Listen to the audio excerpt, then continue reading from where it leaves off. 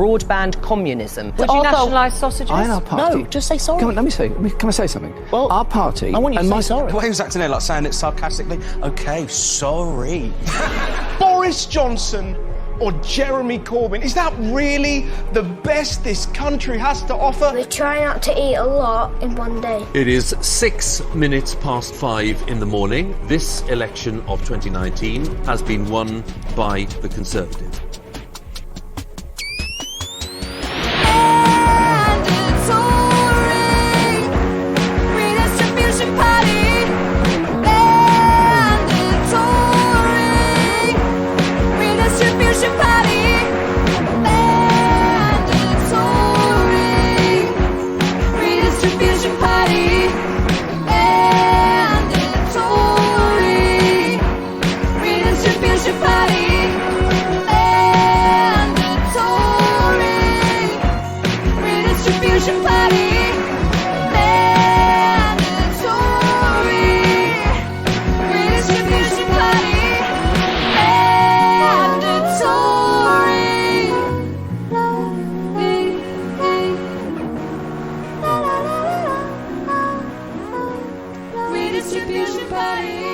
What's up, you guys, and welcome to this mandatory redistribution party review of the 2019 general election. Does it still hold up in 2022? It's your boy Jack Lewis Evans here to find out. Hi guys, it's your boy Sean Morley here. Let's just jump straight in with this review after I mention our sponsor, Raid Shadow Legends. Sponsored by Raycon. Also sponsored by Skillshare. Sponsored by ExpressVPN. Sponsored by NordVPN. What are you using a VPN for? Why do you need one? That's pretty weird, man. I don't know, but I'll never find out because you can use our sponsor, Raid Shadow Legends VPN. We're not actually sponsored by anyone because we explicitly advocate the abolition of the coin and those who love them.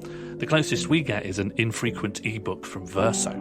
However, if you want to get an infrequent but regular update from us, you could become our new sponsor by signing up at Patreon on patreon.com/mandatory redistribution party to get bonus mini episodes and additional snippets. And if you want an extra flesh episode, you can come see us at The World Transformed. After Corbyn survived a coup in September 2016, the energy of the grassroots activists who mobilised to get him re-elected manifested in a new festival called The World Transformed, parallel to the Labour Party conference, but much less like a business conference from the early 1990s and much more actually good. We look forward to seeing you there in Liverpool on the 24th of September. And now we're doing a new review. That's right, we've done the Ghost Chili Pepper review, we've done the Bullet Ant biting us in the neck review, and now it's time for the biggest challenge yet, thinking about the 2019 general election. Sean, don't even say it. What, the 2019 general election? Shh, they could be tracking us. Who could be tracking us? Exactly.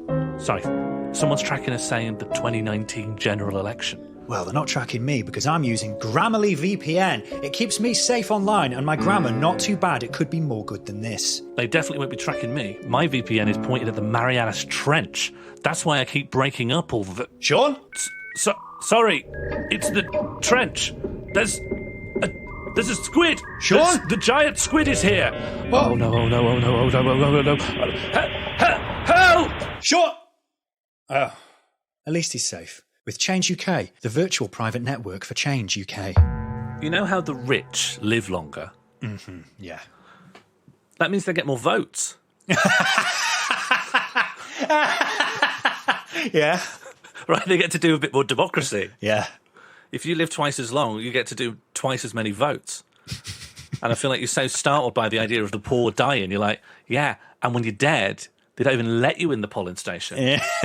Because these days it's normally a restaurant or something, right? Yeah. There aren't any dedicated places. You can't come in here. We're mostly a pizzeria. We need electoral reform in lots of ways. Obviously. But one quite easy one that I think is going to make life a lot easier for everyone and solves this problem. Yeah.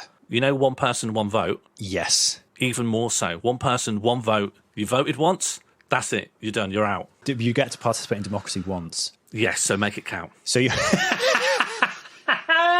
Yeah, so you don't have to use it when you're like 18. You can store it up. And also, while you still have a vote to cast, you're permanently a little bit more powerful, right? Because, you know, if anyone bothers you, you know, I could vote against that. I could vote against someone who doesn't like that. If you voted, if you spent it, you spent your charge. Yeah. That's it. What can you do? Imagine dying without using your vote. It will happen all the time. Surely. We're a nation of hoarders. But yeah, exactly, because you would think, is this the one? And then if you're confident it's going to go, you look at the polls and like, I think this is going to go the way I want it to. Well, everyone in safe seats is going to die with their vote, because I've never cast a vote in my life that I felt had an influence. So I just sit on it and sit on it. Yeah, so I forgot we were keeping the legacy electoral system alongside this new one. It would be awkward for the people who, like, how does it happen? Does it come out and it's like, even if you've already voted several times, you now have one. Everyone just has one vote starting now. So obviously everyone in the 80s and 90s is going to be like, I'll just better vote just in case, I'm getting on. Yeah. But after that, you'll probably get a lot of young people vote, get it done with. I voted now. I voted wrong and young. And now it's done. There's people who voted Lib Dem in 2010. The Clagheads. That would have been me. Yeah. He remembered people's first names in the debates. He got me. That video of him got broken promises. I'm sorry. Imagine if that was your one vote. God, you'd be good, wouldn't you? You'd be so good. You'd watch him. Every time you see him on the news, just walking behind Zuckerberg, holding a big dossier of Cambridge Analytica, like everyone's blood types who live in the Northern Hemisphere. I did that. I am fractionally responsible for that. Yeah. If you really believe that there was a big crisis like climate change, you'd come out to vote pretty quick. Whereas if you didn't believe in it, you'd continue hoarding.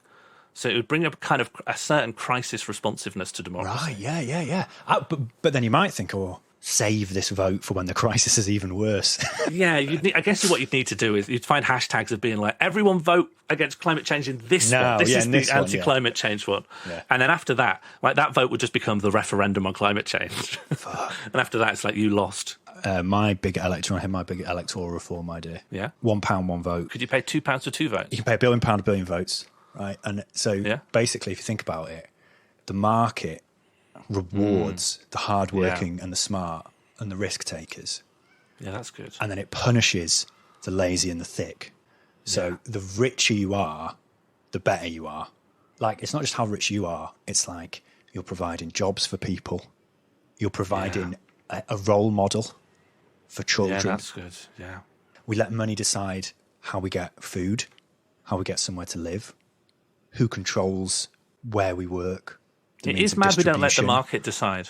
It's mad that we decide literally how much medicine people are allowed to have. Yeah, right. Well, so we've decided, the market is the best thing for deciding everything about everything. But then the one thing that's like, well, we really should think about what's deciding this. And we have this amazing tool that just organically does it. And it's responsive as well. You're like, how regularly should we have elections? Let the market decide. Yeah, let the market decide on that. Let the market decide. And if you're worried about voter turnout, don't worry. Once getting people to vote is a profitable enterprise, people are going to find ways of making voting more fun. They're going to make them like loot crates. They're going to make like gacha games. You get a little hologram of one of the shadow cabinet or something like that. Or, one in every 10,000 votes is like a mega vote and you get to just manually appoint your mate into the civil service.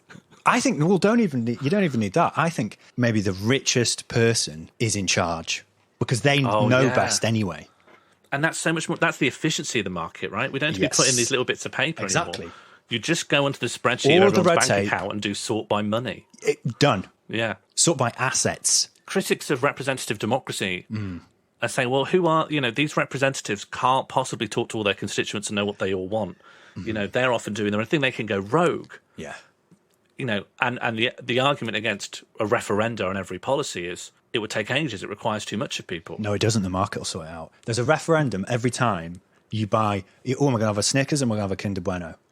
Boom. Every time you're doing that, the system, the Tesco is going, more people have bought Kinder Buenos. We need to get more of them in next month. Yeah. And it's instantly reacting. Yeah. The market is democracy, Sean. So I don't know why we're adding these extra steps.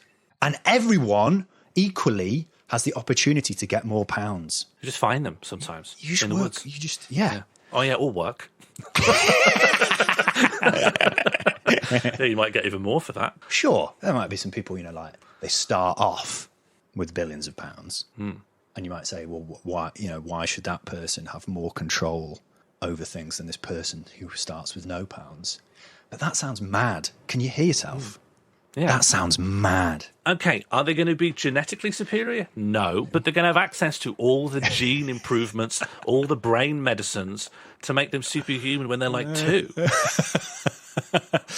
So it's quicker and easier to put that person in charge rather than train someone who lives in a swamp of how to manage a global corporation. You can't put Shrek in charge of Amstrad.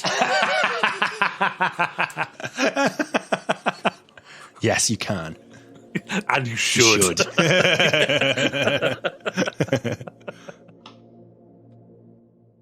18th of February, 7 Labour MPs resigned to form Change UK, the independent group. On the day of its launch, an ex-Labour MP goes on live TV to promote the party. It's not just about colour. I mean, you know, being black or a funny, you know, different. The Jewish community equally. The Jewish community equally. You've apologised for misspeaking after you appeared to refer to people from black, Asian and minority ethnic backgrounds as having a funny tinge. No, and I obviously, look, I never meant to say that. 29th of March, Frankie Boyle's New World Order Season 3 begins. I mean, if you hate Muslims and Jews, you've pretty much got no one to vote for. 1st of April, the BBC broadcasts The Brexit Storm, a documentary made by its political editor, Laura Kunsberg. I think you have to understand about Boris Johnson is he really wants to be loved. And actually underneath it all, he's quite shy. But we all know someone like that, right? We all know someone who plays the clown. 23rd of May, the European elections. The reactionary press are outraged as an army veteran who once shot an unarmed civilian in Northern Ireland has blatantly poured milkshake over himself but claims someone else did it because he was wearing a Brexit rosette. July the 10th, a BBC Panorama documentary on Labour anti-Semitism is nominated for a BAFTA. After the election, it is revealed the documentary omitted key details from leaked emails and concerns were raised about its choice of guests. For example, Ken Livingstone was given a 2-year suspension by the NCC. Did you think that was a fitting penalty for what he'd said?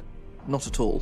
What the NCC did was essentially saying, yes, we acknowledge that what you've said is anti-Semitic, we just don't care that much. You can be back in within 2 years. That's an outrage. That's not zero tolerance. It's not even close to zero tolerance. this is the person who led the team in the disciplinary committee that failed to act on complaints made about Livingstone during this period, despite concerns raised by the Leader's Office and the Jewish Labour movement about their inaction. 27th of August. Keir Starmer, Shadow Brexit Secretary, declares that Labour is the party of Remain. 28th of August, Boris Johnson illegally suspends Parliament to force through his Brexit deal. 5th of September. Boris Johnson uses a dozen uniformed police officers as a backdrop for a speech about Brexit by telling them it's an announcement about police recruitment. The speech starts an hour late and goes on so long, one of the officers faints. You're right. Oh, that's right. I'm so sorry. 18th of September. The BBC's political editor Laura Kunsberg doxes a member of the public who criticised Boris Johnson during a hospital visit, using the words, "This is him, here." 7th of November. Russell Howard does comedy about the election. Boris Johnson or Jeremy Corbyn, is that really the best this country has to offer? A sweaty Malfoy or a dying Dobby? How is this? 7th of November. Former Labour MP Ian Austin tells Labour voters to vote for Boris Johnson. So it's really come to something when I tell decent, traditional, patriotic Labour voters that they should be voting for Boris Johnson at this election. I can't believe it's come to this. He will later be awarded a life peerage by the Conservative Party. The 11th of November. Nigel Farage makes an electoral pact between his Brexit party and Johnson's Conservatives. The only way to solve this is to build a Leave alliance across this country. If it was done, Boris Johnson would win a very big majority. 15th of November. Labour rolls out its new universal high-speed internet policy on the BBC. It's been described, your plan, by one of the architects of BT as broadband communism. What do you say to him? Broadband communism. No, Do you like this is it? essential. 19th of November. The Conservative Party changes their social media to a fake fact-checking service. The Conservative Party's decision to change its online Twitter feed to fact-checking UK, does that undermine trust in the Conservative Party? Rowena, I'm afraid that the Twitter sphere is not really my province. But what I can say is that I'm informed that 21st of November. A furious man on Question Time shouts, claiming not to be rich for earning over £80,000 a year. I'd like to call out Labour as liars I am one of them people that he will tax more, and I am nowhere near in the top 5%. So I'm calling you a liar right now. That 5% is a lie. You're saying that would affect you because you earn over that sum? Yes. So you earn over £8,000? Yes, and I'm not in the top 5%. I think that is the top 5%, isn't it? I'm not. 25th of November. The BBC apologises for editing out the audience laughing at Boris Johnson on Question Time, turning this... I'd just like to ask you, how important is it for someone in your position of power to always tell the truth? I think it's absolutely vital. ...into this. To always tell the truth? I think it's absolutely vital, and I think that the issue of trust in politics is central to this election. 25th of November. The first reports emerge of assaults on Labour Party members, including 2 people in their 70s hospitalised while canvassing. 26th of November. On the day of the voter registration deadline, BBC Stories posts images saying politics is meh, there's been a lot of blah, and inviting people to tell them what's more important to them than politics. 26th of November. Jeremy Corbyn is interviewed by Andrew Neil. An interview granted on the basis that the BBC said Johnson was going to do one, which he didn't. Wouldn't you like to take this opportunity to apologise to the British Jewish community for what's happened? What I'll say is this. I am determined that our society will be safe for people of all faiths, or in any other, no apology for how you any other this. form of life. Try one more time. No, hang apology. on a minute, Andrew. Anti-Semitism or any, any other form of racism. 28th of November. Channel 4 replaced Boris Johnson with an ice sculpture as he fails to attend the climate debate. We kept the invitations open to the leaders of the Conservative Party and the Brexit Party. They have not taken up their places yet. Instead, a reminder, the ice caps are melting. Outside the studio, Michael Gove and Stanley Johnson bring their own film crew to film themselves being turned away. No, well, I went along tonight. I wanted to take part in the debate on the climate emergency. It's one of the biggest issues facing the country. I talked to the editor of Channel 4 News, and he said no. 28th of November. Labour announced a huge rewilding project. National headlines run with Corbyn wants to plant 2 billion trees. Is this even possible? 29th of November. The last leg cover the leadership debates. The big thing that came out of the interview was that he didn't say sorry to Jewish people, and four times he was asked to after being accused of anti-Semitism by the UK's chief rabbi. The way he was acting there, like saying it sarcastically, OK, sorry. Or muttering it under his breath. And look, what would be the right answer in that situation? Well, according to Labour MP Jess Phillips... 30th of November. Matt Hancock is heckled at his local hustings. And I'll end on this point. There is one thing that I am more passionate about ridding from our politics than anything else. Honestly. And that is the anti-Semitic. Oh my God! 2nd of December. Channel 4's Dispatches releases a documentary on child poverty. We try not to eat a lot in one day. Even though most of us are really hungry, we have to be careful with our food. On Twitter, someone replies with, I feel sorry for them, but they have toys, nice bedding. I grew up in the 70s under Labour. Egg and chips for months, no fruit or biscuits. 3rd of December. Jeremy Corbyn appears on Good Morning. 130 cases of anti-Semitism were outstanding against Labour member.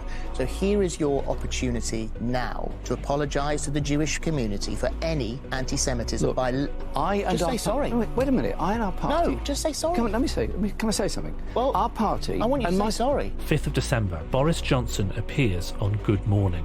Just before the break, we were speaking with Prime Minister Boris Johnson. Just as we came off air, he whipped his phone out and took a selfie. He wanted a selfie, but he didn't know he had to press the button. It was one of the funniest things. 8th of December. The Guardian publishes tactical voting advice that in many instances recommend voting Lib Dem in Labour Conservative marginals. 9th of December. Angela Rayner appears on Question Time. Climate change is a problem, despite what Nigel thinks. But these Would you nationalise sausages? No. 9th of December. Boris Johnson takes a journalist's phone from them and puts it in his pocket after he's shown a child sleeping on a hospital floor due to lack of beds. You refuse to look at the photo. You've taken my phone, put it in your pocket, Prime Minister. I'm sorry to have taken your phone. There you go. Sorry. Thank you, Prime Minister. 9th of December. Laura Kuenssberg repeats claims from the Conservative Party that Labour activists have punched a party staffer. Kuenssberg and the Conservative Party are forced to retract their claim when footage showed an aide walking into a protester's arm. 10th of December. Boris Johnson drives a JCB that says Get Brexit Done through a wall that says Gridlock.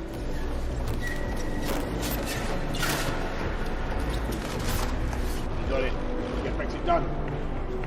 11th of December. Laura Kuenssberg breaches election rules on live TV by broadcasting knowledge of votes before voting has finished. And on both sides, people are telling me that the postal votes that are in are looking pretty grim for Labour in a lot of parts of the country. 11th of December.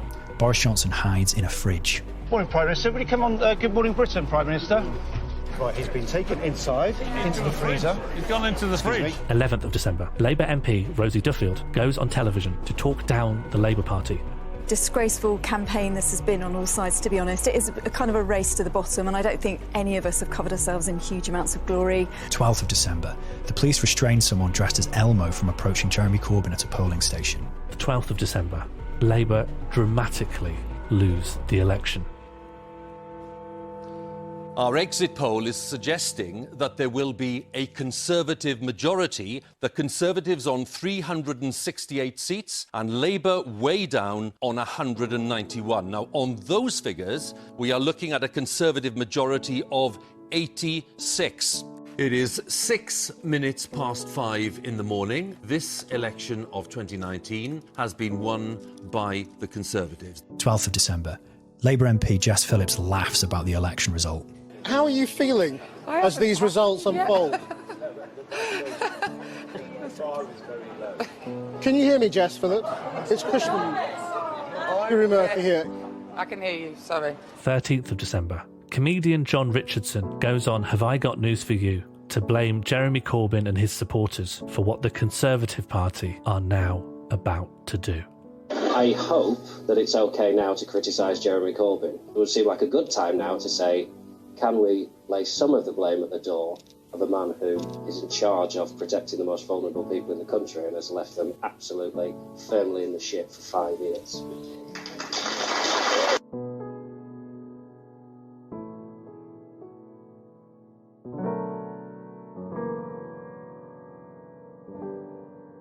Do you feel like you've truly recovered from the 2019 general election? No. And the more time that passes, the more I think maybe it's just not going to happen. You know, like bad things happen in your life and they like send you under, but they often happen as like individual experiences to you. Yeah, and because they've happened to you and you can feel the effect happening to mostly just you, you kind of recognise it as like, oh, I probably need to think about this and recognise that it's done a thing to me. You know, you get sad and you think, I'll probably need to have a cry about this at some point and then I'll feel better. But then if something affects everyone at once... Like millions of people. Like literally everyone you know. Yeah.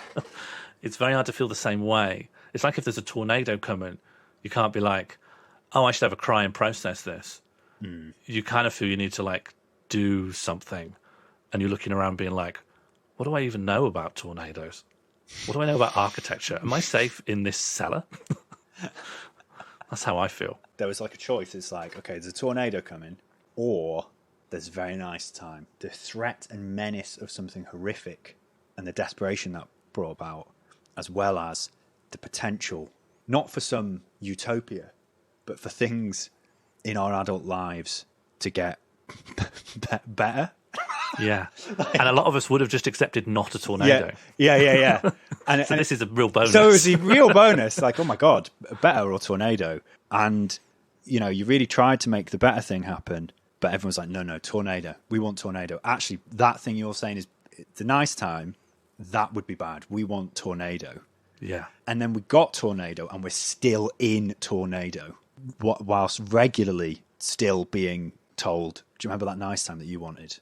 That was bad and actually caused the tornado. People don't really want to talk about it. They're like, well, the tornado's here now, so what's the point of these hypotheticals? Yeah. And every now and again, some of the people that were like, let's just hear what the tornado has to say, kind of comes out like, oh, the tornado's your, like, uncle. Yeah. You never think to say the tornado's your uncle, or, like, the tornado's your neighbour. It's like, it's just not relevant. I'm just a purely objective guy. I think everyone's got this line, and I don't have a good name for it. And beyond that line are people that are like, just seem evil, and they just seem evil, and they've got like a whole other compass for how they behave. You don't like despise them on a personal level. You just think they're like environmental dangers. Like a Tolkien orc. Yes, like just some kind of thing that's in the environment, and it will try and get you. But that's also true of maybe like a bear or a wolf. A wolf has not betrayed you; it is hungry. Yeah, and I just think it's just in your nature to do things that seem evil and destroy things and consume things. You're part of the environment. And then there's people that, on the other side of the line, just on the very edge of it, doing things which are evil and bad, but not as bad. And they seem closer to me slightly in terms of their values and judgment. And I hate those people more. I reserve a certain kind of like genuine personal dislike, not for the Tories. I want them gone in the same way I want wasps gone. Yes. I don't think they can be reformed. They're just a thing that exists. I don't want Toryism to exist. It just has to go. And somewhere closer to my own values are the people I really, really hate. I mean, the person for me that I like really fucking hate and seems to have just come out of this unscathed is Ian McNichol. Okay, go on. You know what I'm talking about, right? I remember the name. You're going to give me a full lowdown. Well, I don't have like some document to read. Sure, you're going to give me a brief description from your current memories. So Ian McNichol was the General Secretary for the early years of Corbyn's Labour. I mean, it was like 2017 when the left started actually taking control of the party machine outside of Corbyn itself. Because that's the whole thing with the Corbyn thing. It was like the wrong order, right? So instead of like building up political education, building up the trade unions, slowly taking control of the institutions of the Labour Party and then taking control of the leadership, it was like the opposite way. Kind of out of nowhere, Corbyn is the leader of the Labour Party in 2015, but the institution of the Labour Party is still fucked. It's the Blairite machine. It's like a Blairite sandwich, right? Because you've got the grassroots Labour movement. Then you've got these people rocketed to the very top, but the actual meat, the actual substance of the sandwich. It would be a very unbalanced sandwich where the lower piece of bread is like 100 foot wide. And then like one piece of, flake of tuna, which is a wafer. The sort of Parliamentary Labour Party and the Labour Party bureaucracy, and then Corbyn at the top. PLP is another thing. It's like that was the problem from the start. Is like the majority of the PLP loathed the Corbyn project and its supporters, and then the hundreds of thousands of new members of the Labour Party that had flooded to support Corbyn. This like we forget how much of a cloud there was. It felt like the austerity thing would never be challenged. When that was, people were like, "What?" And it just like every success of Corbyn early on in 2015 felt like, obviously I was supporting it, but each one felt like a surprise. You're like, oh, as if we've done this. Oh, keep going. But again, it was like in the wrong order. So then Corbyn's in charge of this machine. The filling of the sandwich hates the bread, right?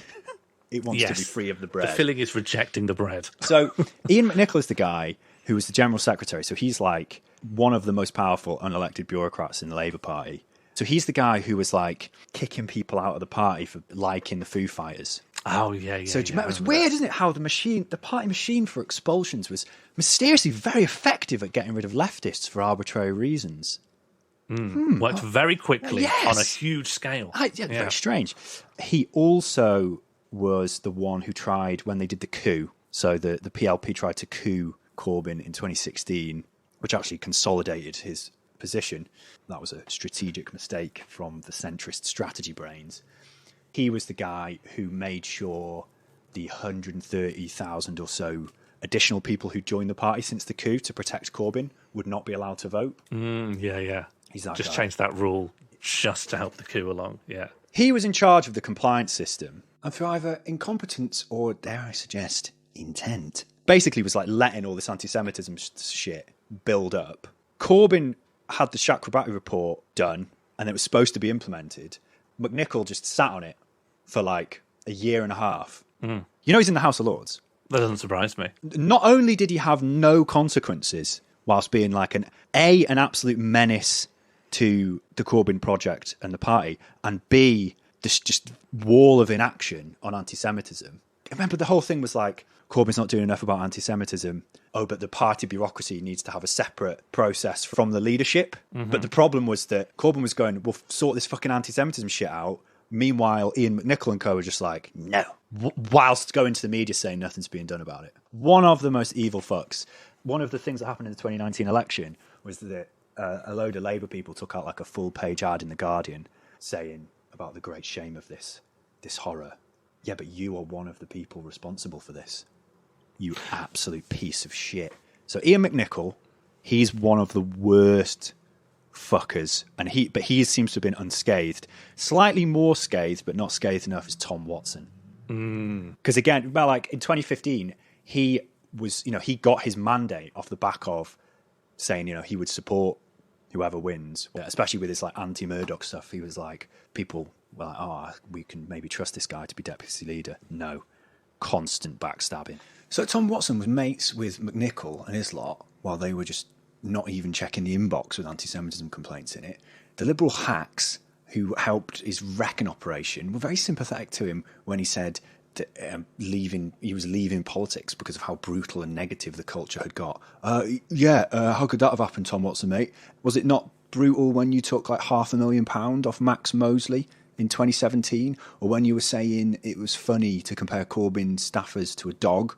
Was it brutal when you were briefing against Jenny Formby, who actually sorted out your mate McNichol's mess while she was undergoing chemotherapy to try and stress her out, to try and get her to quit? Or when, like, The Guardian sacked Dawn Foster while she was in hospital because she wrote an article deemed a bit too critical of you, Tom? Was there no negativity in politics when you hijacked anti-Semitism and the Brexit issues? Clearly not out of any actual fucking principle or strategic grounds, but because you realised they were the best tools you found to undermine the Socialist project in the Labour Party. Absolute piece of shit. I hope you're happy on your fucking Paddy Power money or whichever gambling company you're now working for.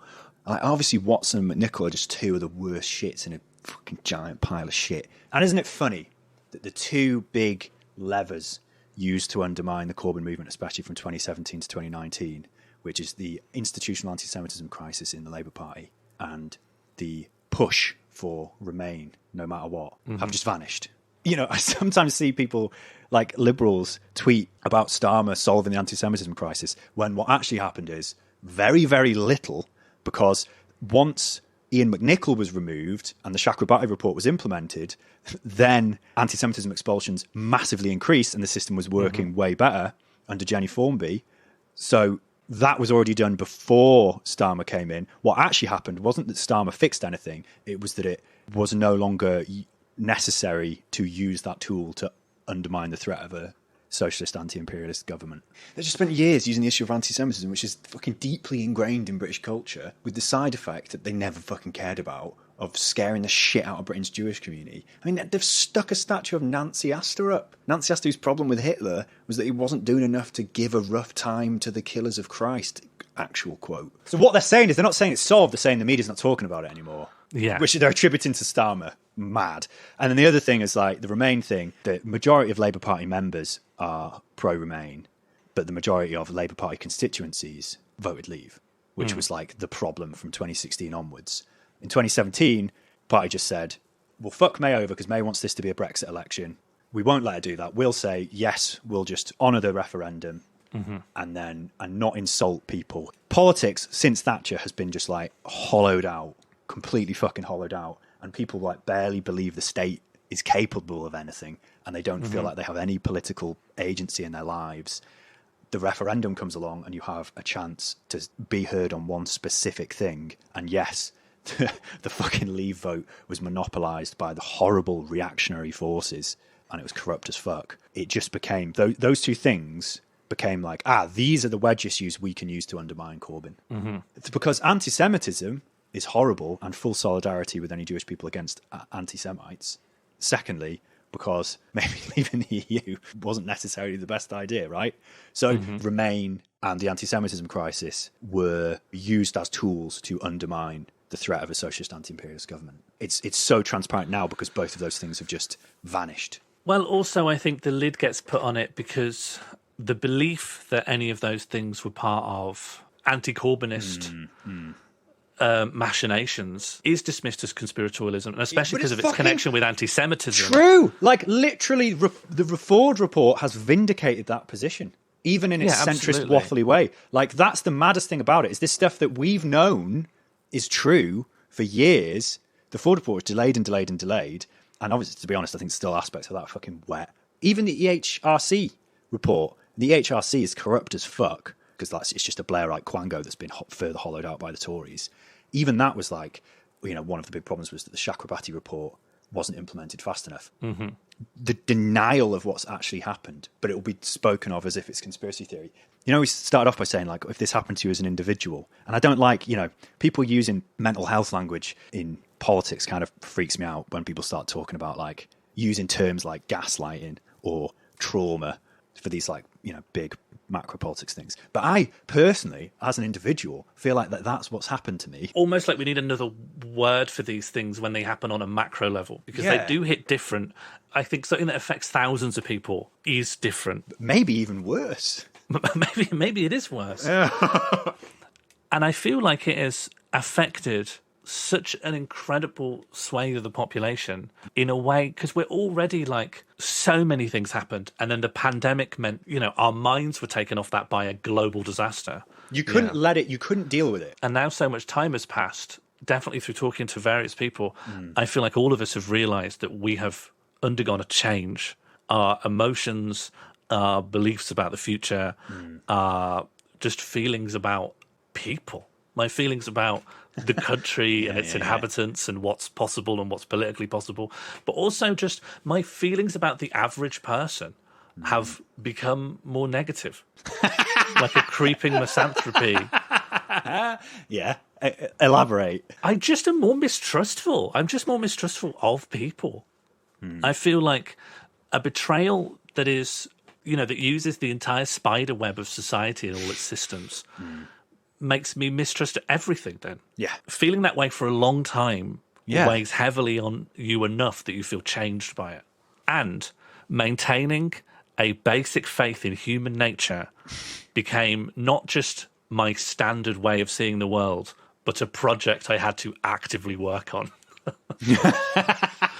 And I feel like I'm way more motivated now by spite than by hope. I'm full to the brim with hatred. And I don't know what to do with that. I love the centrists who are like, oh, you know, Corbynism was just, it was too radical. That was the compromise.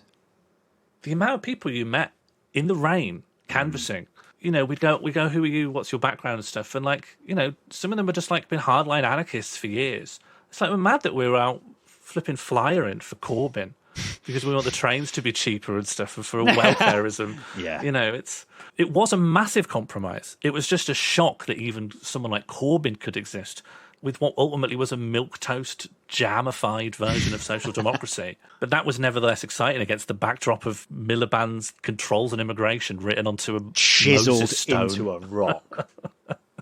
You know, that was the background of what existed and what was possible beforehand. Yeah. All of the people who did all that work, like there was such a massive movement of people were mobilised that obviously a lot of sectors of politics would rather stay completely disengaged from politics and let it be an exclusive club of decision makers. Yeah. They were not only like betrayed, but nowhere or no one in politics of any like national level had any interest in like using that energy, taking it, or there was nowhere for them. They're just gone now. If Corbyn couldn't reform the Labour Party, as hostile and as fucked as it is, what hope would he have had as leader of the British state? Yeah. So, like, you've ended up not being able to fix a mouldy house, so then someone gives you 1,000 acres of fetid swamp. so the absolute hostility, like, obviously, you know, like you said, that the centrist and people in the Labour Party that were wreckers should just absolutely never be forgiven, and there's like a special hatred for them.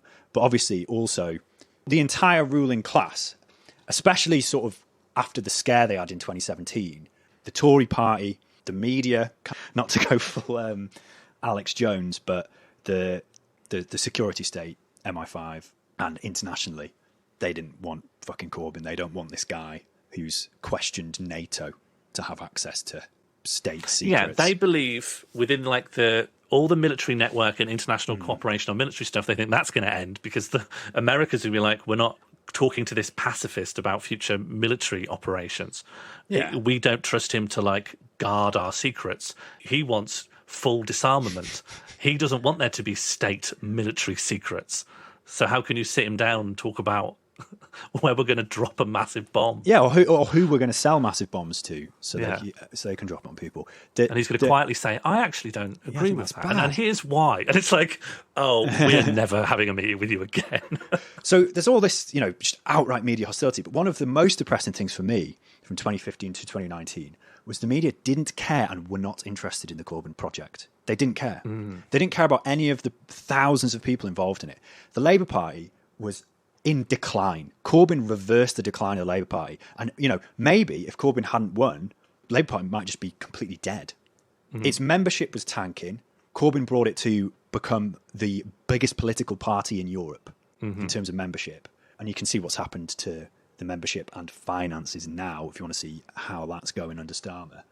And there was this massive wave of hope. And there was no interest in going to talk to these. Momentum had 40,000 people.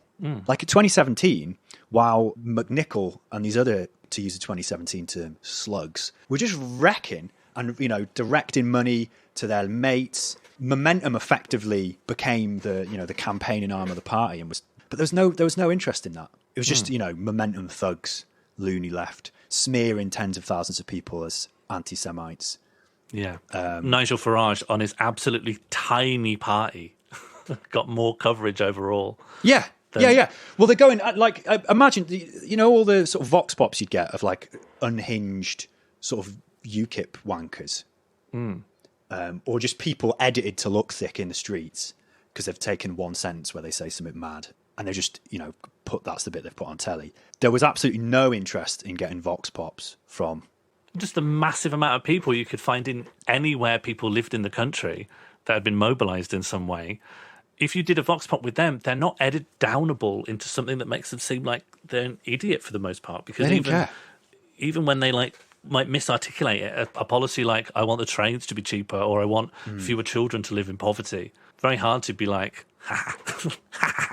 But there's just no curiosity to it. Yeah, I guess that curiosity about UKIP or Brexit Party people or reactionary people, that's just all those ideologies that were just absorbed into Johnson's Tory party. The curiosity in that was kind of threaded through with this disdain for the northern working class people, and look how thick and reactionary they are.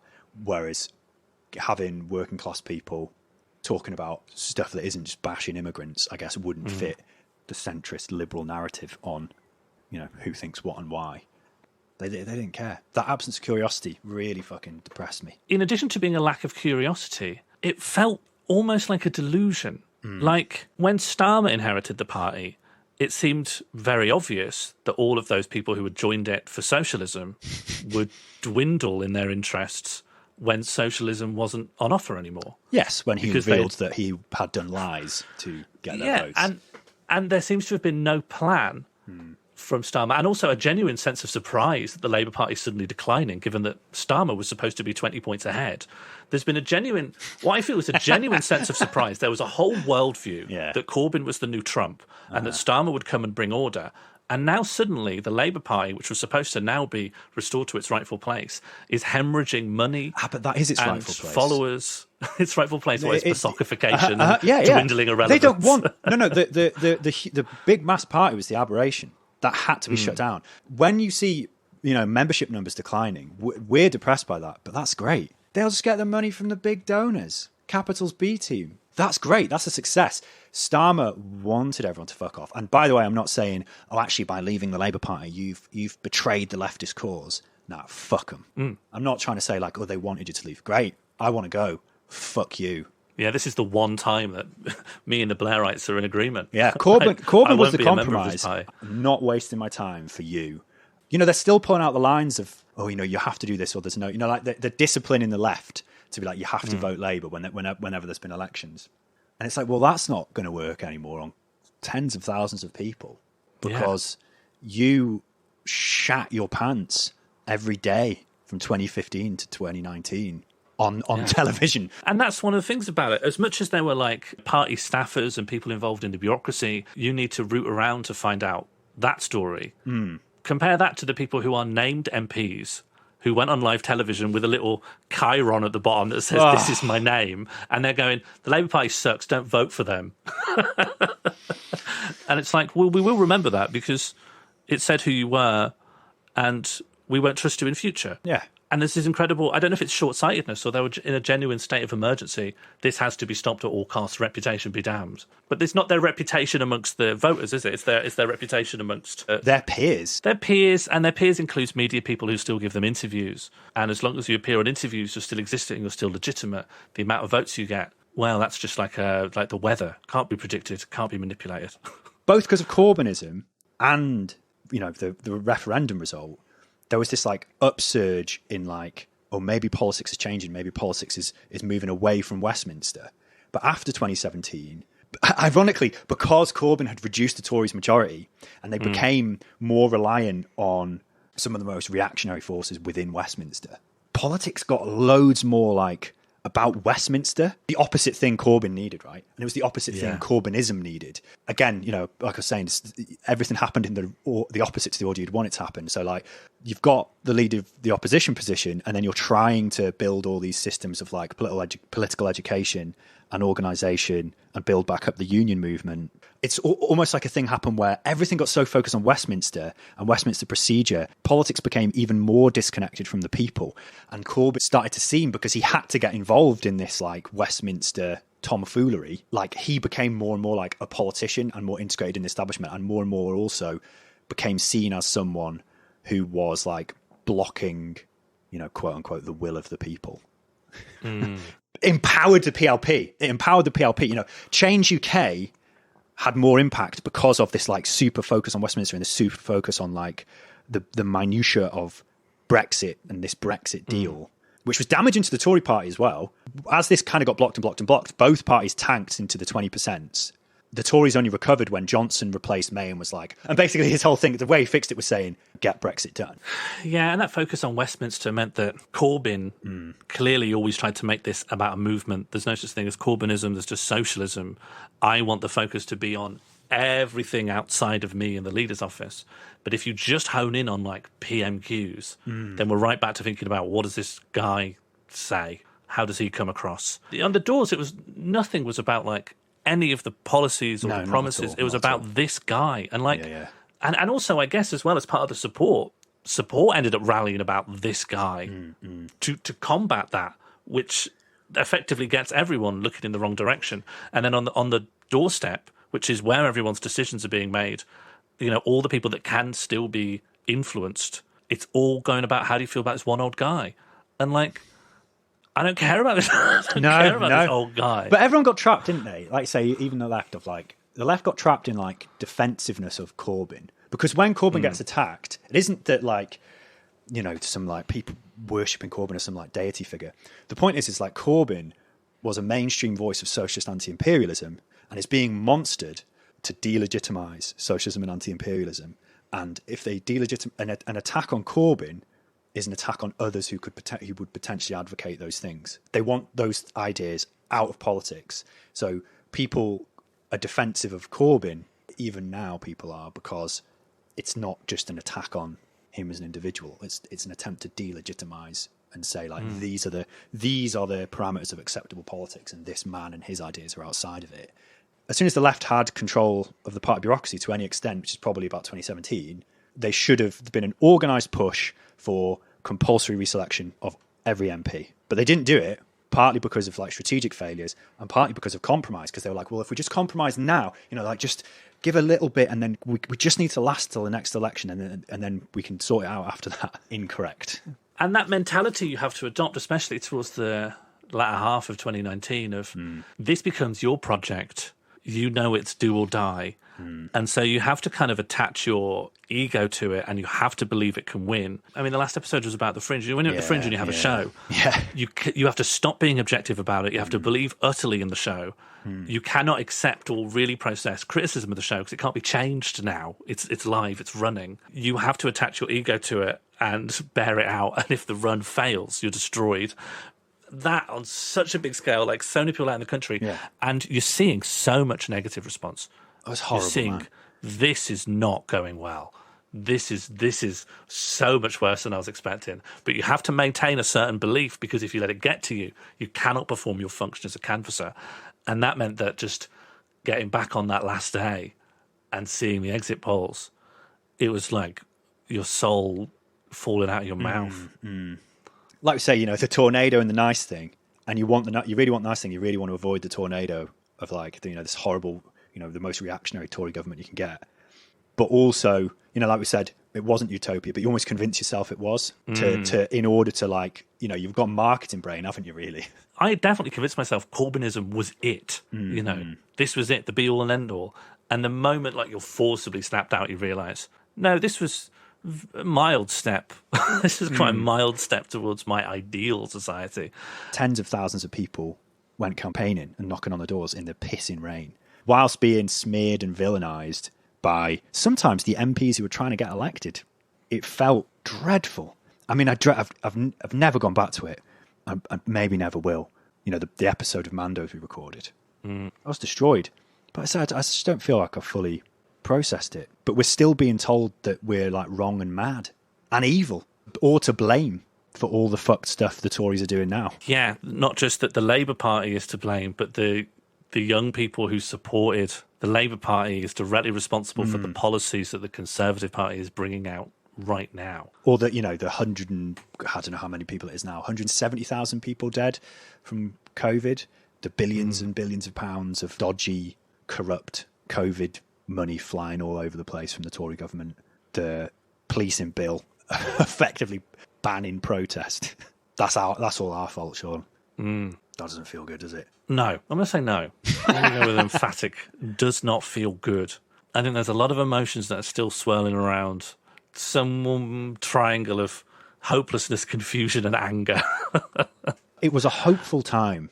The establishment went so hard on Corbyn, especially after 2017, because they were fucking rattled. Like after 2017, which wasn't, that's been retconned to be some sort of easy mode election, but May was sort of seen as having a guaranteed win when that election was called. And that was I thought like the election was called early because she thought consolidate. She thought, I'll come back with more seats, and this is going to make the whole Brexit thing easier. But that's been retconned to be some sort of easy mode election, but it absolutely was not, especially with the like internal fucking wrecking. That thing of like, oh right, there's a party based around socialist principles that's got 500,000 members and it's the biggest party in Europe, and they've fucking stopped it. They stopped it. They stopped us, the British establishment, effectively. The establishment inside the Labour Party, the Tories, the media, including ostensibly liberal centrist media, absolutely just never forgive them.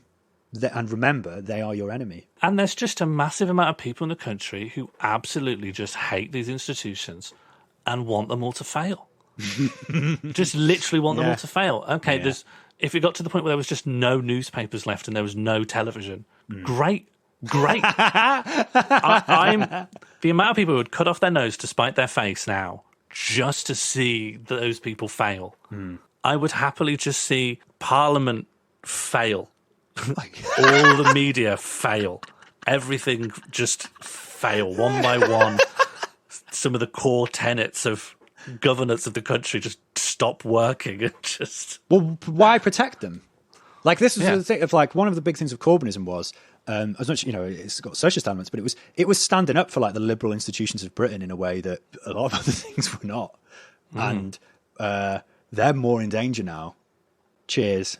In the long term, having a whole generation of people absolutely hate your guts, what happens then to, like, if you're a newspaper and you just rely on people to give a shit and have short memories? So people just hate this thing now.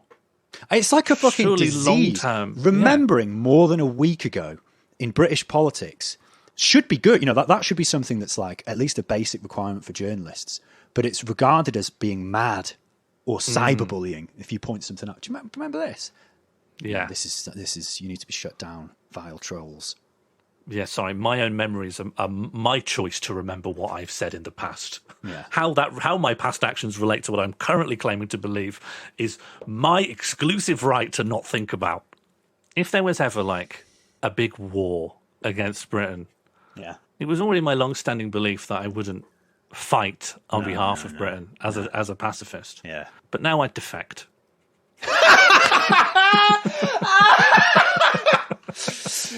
Putin asset. Anyone. Even if it was like a micronation. Never going to win.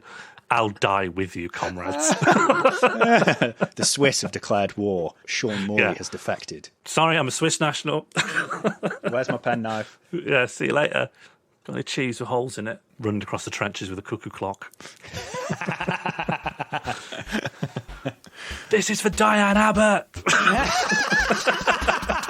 Leave her alone! Let her have a mojito!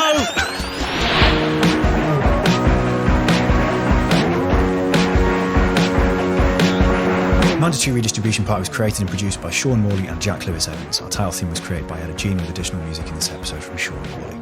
Special thanks to you for listening to Mandos and supporting us by sharing this episode on social media, leaving us a 5-star review on your chosen podcast application, or by supporting us at patreon.com/mandatory redistribution party, where you can find additional content.